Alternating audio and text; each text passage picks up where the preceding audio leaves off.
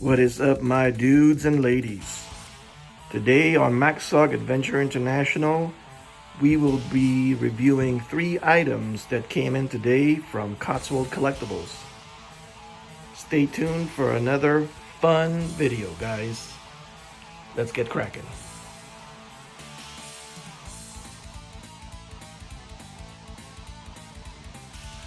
Alright, guys. So recently I did some horse trading with none other than Greg Brown of Cotswold Collectibles, and I was able to get 3 cool items from his shop, and here it is. We have the new Highway Patrol set complete with rider and motorcycle. That guy right there whose face is hidden, we're going to be getting to that soon. And one of the Guyperman Commando figure. Let's break it down. Alright, now before we begin, I would just like to thank each and every one of you for the continued support for the Maxog Adventure International channel. As you may already know, we recently reached over 700 subscribers. And guys, there's no way I could have done it without you. And I'm just happy that I'm able to provide you with some G.I. Joe related entertainment. Anyway, let's get on with this set. Now this is the State Trooper set from Cotswold. It's sort of like a 1950s, maybe 60s state trooper. As you can see, he comes with a shirt with detailed pockets, shoulder epaulets, I think they call them. And it even has little details like the brass buttons and everything. He comes with trousers complete with back pockets, and as you can see there, it even has the little tiny buttons. And look at that, it has like pockets in the front too, and jack boots or riding boots. He also has a set of leather duty belt and shoulder strap with a holster, and inside the holster is your standard issue Lebel revolver from the French Resistance set, and of course in the basic gear that's found with the adventure team. Also with the set, it does come with a figure, is you've got your motorcycle helmet. I believe this is from the MNC line. I'm not sure, I'm almost sure. And it fits vintage heads very well. And this one comes with this, what I call the Tom head, because if you're familiar with our AOA members, you will see that this particular Cotswold head bears a striking resemblance to our very own Tom from Spider Monkey films. I think you'll agree. Very handsome fellow. Anyway, it also comes with his very own 1/6 scale police motorcycle. It's complete with police badgings. Now, the only thing that's kind of a downer on it, it's not too bad, is that the front does not turn or pivot. But you know, I can live with it because it's just basically to augment my collection for diorama purposes. And you know, you can never have too many police officers, especially ones that are done in the old Hasbro G.I. Joe style from the 60s. And that is why I was attracted to this one because, you know, there's a lot of sets out there that you know, you could easily add to your collection, but you know, there's nothing like that vintage look. He also does come with those nifty sunglasses. Here it is, nicely colored, and it also came with a couple of baggies with small equipment, such as these, I guess the speeding ticket or parking tickets. It has the red torch and his nightstick. And it also comes with these really cool embroidered patches that I thought was a really great touch. I haven't put them on yet because I'm waiting for this, I'm not sure what they call it, but it's used to bond fabric together. So if you didn't want to sew stuff down, like, you know, draperies and things like that, you can bond things with fabric. It's basically, it comes in a tape, as a tape, and you just cut the piece if you want, and then you apply it with an iron, and it will permanently bond these patches right to the uniform. Also of note, the helmet is a little on the plain side. I think it could use like a decal similar to what's on the bike. I'm thinking right on the front there, and that should complete that look. And I'm thinking maybe like a pair of goggles that will strap right on top of that helmet. What do you guys think? Anyway, I'm also planning on adding a little bit of stuff to the belt, like handcuffs, like a handcuff case, and you know, something that looks like a pouch for like the speed loaders. I'm not sure if they used speed loaders back in the 50s and the 60s. I think it's more like a cartridge pouch. I'll have to research that. Anyway, back to the motorcycle. I believe that's from the MNC line that Cotswold carries, and it's a pretty sturdy unit, pretty solid, nice plastic. It has a very nice vintage look to it. It's perfect for this set. It really completes it. And I will be adding this to a future series that I don't mind talking about briefly. After the Mystery of the Demon's Eye series, I plan to do a new series that has to do with zombies. And of course, if you're gonna have a zombie series, you're gonna need things like firefighters and police officers and civilians. So I'm sort of building up my stockpile of diorama and character pieces for that series, and that's all I'm gonna say about that. Anyway, that's it for the State Trooper. We'll move on to the next item. Alright, so next up is this Guyperman Commando set.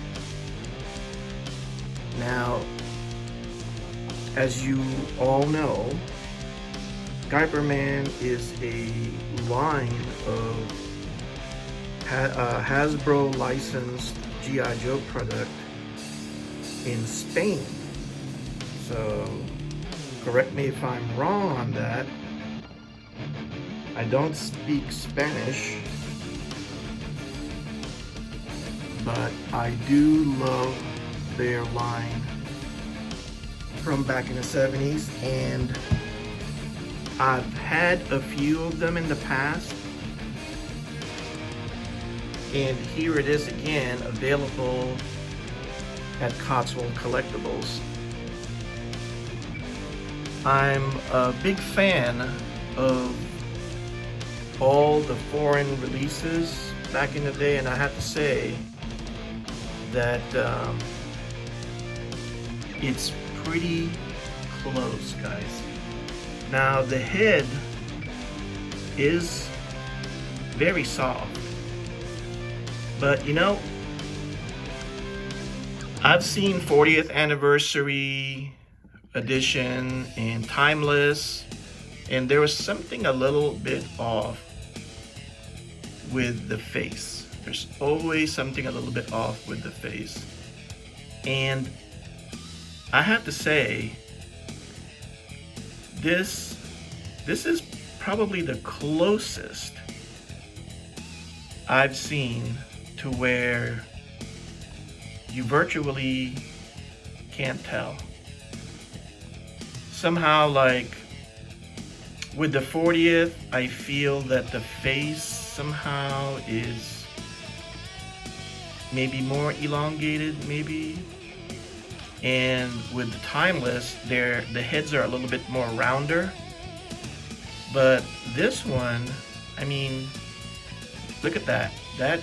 Like the angle, especially the lines here where the shadow catches it, that is like vintage. And the painting style on the eyes,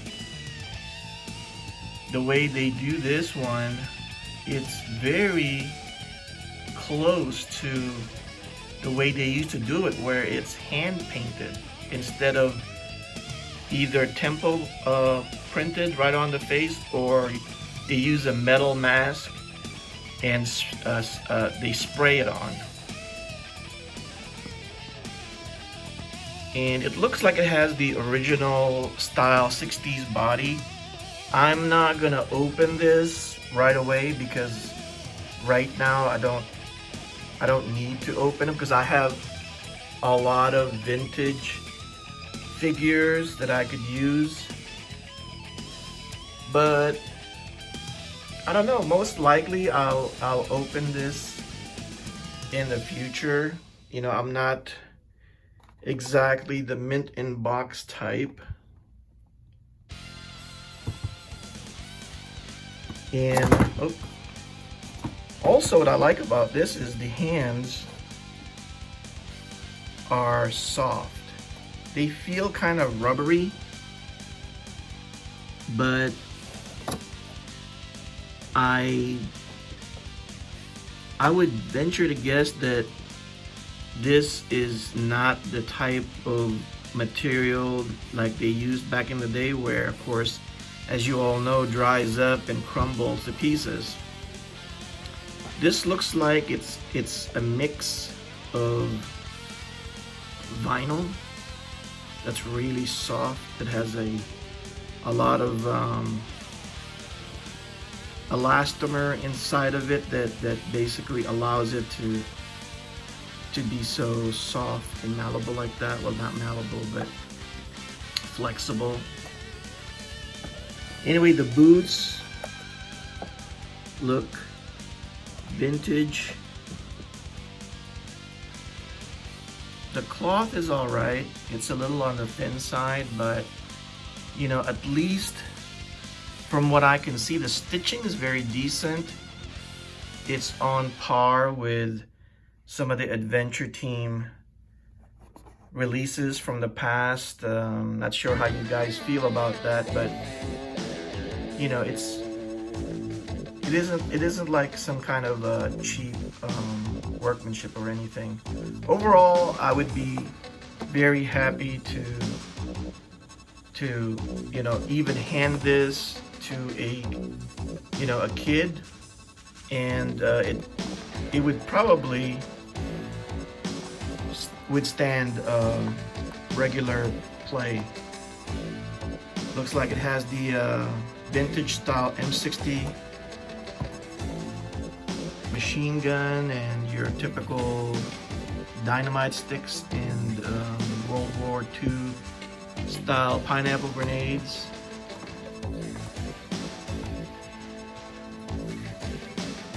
overall great presentation, and I might just get others from this line just to augment my troops. Basically, you know, you can never have too many GI Joes, and I myself don't have a huge collection because I'm actually, you know, not interested in amassing a big army. But anyway, let's get on with the next and final item. Are you guys a big fan of the old Universal Studio monsters? I am. And here is a nifty release from Cotswold of the Wolfman. What do you think of that? I think this is one of the more clever releases that Greg and crew have done in recent days. I mean, I'm surprised that nobody's done this before, at least not to my knowledge. And it seems like a very easy thing to do. And Greg at Cotswold really pulled this one off. It really reminds me of the old 1950s Lon Chaney Jr. Wolfman. And I mean, it's up to your imagination. I have so many ways I can introduce this to my videos. You know,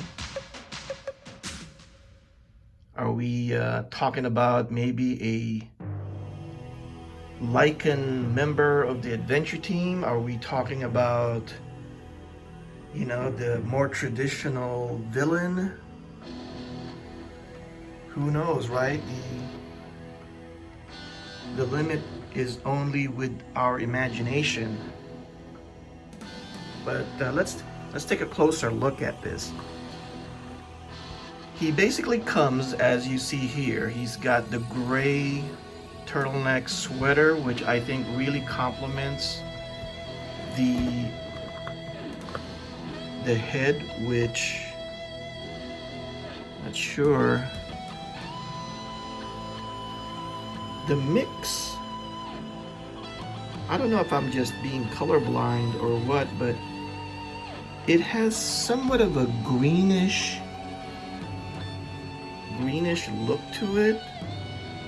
Not really unusual, but it really looks otherworldly. And I have to say, it's very cleverly done. I know it must have taken a bit of work. For all you guys that are flocking heads out there,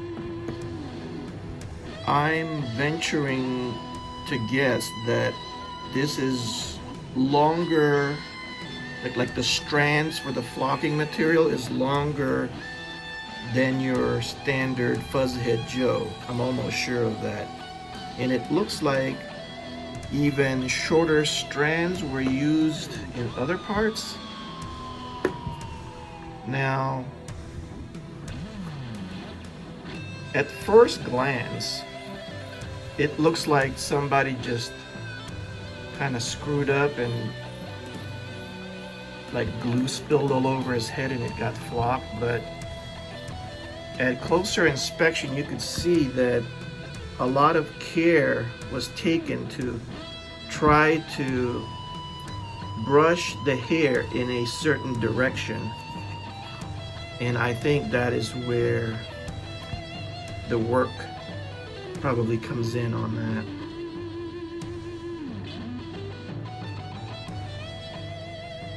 I don't know what type of head they used. Really can't tell because the mouth seems to have like teeth. I'm not sure if that's added on or what, but You know, I've been studying this head, and I'm sure they had it down to a science, because my thought was the flock should be a little bit more controlled around the mouth so that it doesn't look too overly flocked around that area. You know, I feel that this particular one has a little bit of out of control hair around the mouth, so it's, you know, it's not as well defined. I might have to go strand by strand and remove some of that hair around the mouth. The eyes, I think, are okay. And the nose, I was initially thinking it had too much flock on it, like on the bridge of the nose, but then I thought, you know what? I think that's what gives it that more canine look, is the fact that just that, like, tip of the nose is exposed and then painted like a dark brown. That will give it that lycanthrope or wolfman face. Really nice. And then, of course,